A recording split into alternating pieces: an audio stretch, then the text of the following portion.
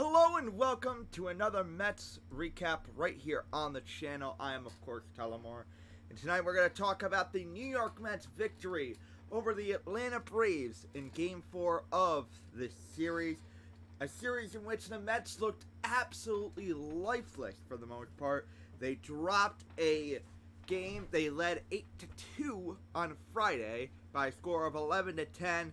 And then over the weekend, Saturday and Sunday, they looked completely lifeless at the plate, including the whole Cespedes debacle that happened on Sunday.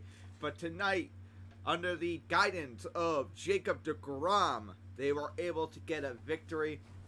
In the early going, Jacob deGrom looked absolutely great. The first 4 innings, he looked beautiful on the mound. He wound up with 10 strikeouts on the day. Back-to-back starts of hitting 101 miles per hour on the radar gun. He used his curveball a lot in this game, which definitely helped him. His batters are not used to his curveball because he doesn't use it as often. That was his go-to pitch tonight. However, in the 5th inning, things started to get a little troublesome after a home run by Travis d'Arnaud, the former Met, and a RBI single for Ronald Acuna Jr. They were able to put 2 runs on the board. He came out for the 6th, but you could tell there was a huge demeanor change in Jacob deGrom.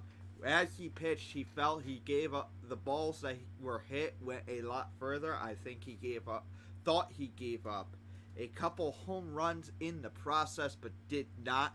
He got through 6, allowing 5 hits and 2 runs. And then it was to the Mets bullpen. Jerry Familia once again struggling, giving up 2 hits and walking 1 in 2/3 of an inning. Justin Wilson had to come in and bail him out. But a huge spark plug for the New York Mets. Not necessarily a spark plug, but a huge note for the New York Mets is Jared Hughes making his Mets debut. And I will say my brother says that he is the most underrated player on this team. He said that about J.D. Davis last year. So we're going to see what happens. But Jared Hughes with a great outing, going 2 innings to close out the game. Gave up 2 walks, but struck out 3. On the Braves side, they had Mike Soroka on the mound. However, he did not have his normal stuff. He only lasted 2 1/3 innings before he wound up with what wound up being told to be a torn right Achilles that'll leave him out for the remainder of the series. We wish Mike Soroka well and a good recovery. He went 2 1/3 innings, allowing 3 hits, 4 runs, and walking 4. He looked nothing like the pitcher that we saw on opening day. And if I had to speculate, I would say that he probably didn't have his stuff because that Achilles was probably starting to tear. It was having an effect on his bringing out for him as a pitcher. So that would be my guess. Chris Russin came in and overall did well. He gave up 3 runs in 3 1/3 innings, but 2 of them came on a 2-run homer by Wilson Ramos, his first home run of the year. Luke Jackson did an inning and a third, walking 1, and then Grant Dayton, an amazing job out of the pen for the Atlanta Braves, going 2 innings, getting 2 strikeouts. Ultimately, one of the best things about the Atlanta bullpen tonight was the fact that they had to go 6 2/3 innings. And they were able to do so with 3 pitchers. Chris Russin went 3 1/3. You had Luke Jackson go 1 1/3, and Grant Dayton go 2. They only gave up 3 runs in those 6 2/3 innings. So ultimately, it was a pretty good day for the bullpen of the Atlanta Braves, and they were able to conserve the rest of their bullpen.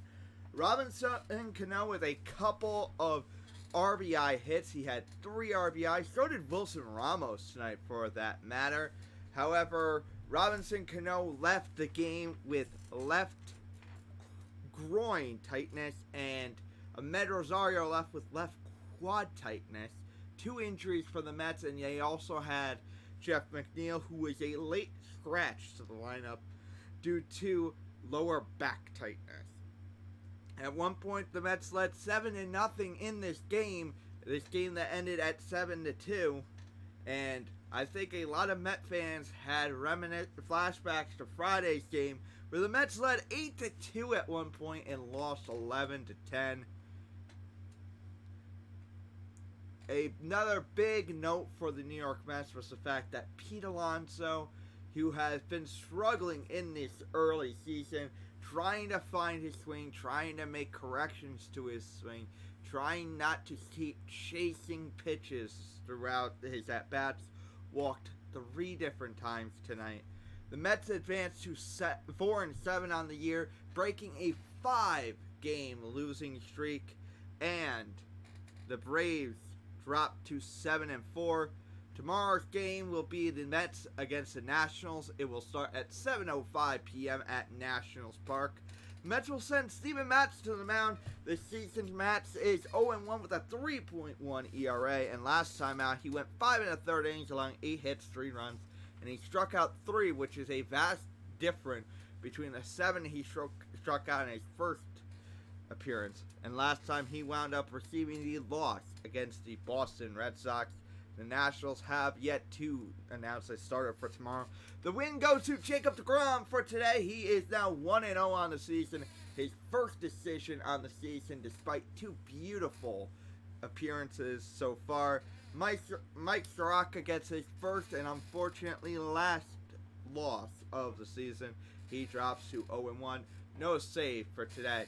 Thank you guys for watching this Mets recap. I will be back on this channel tomorrow with a MLB 20 The Show March to October series that I will be starting tomorrow, and hopefully another New York Mets recap. Thank you for watching. I'll see you guys tomorrow.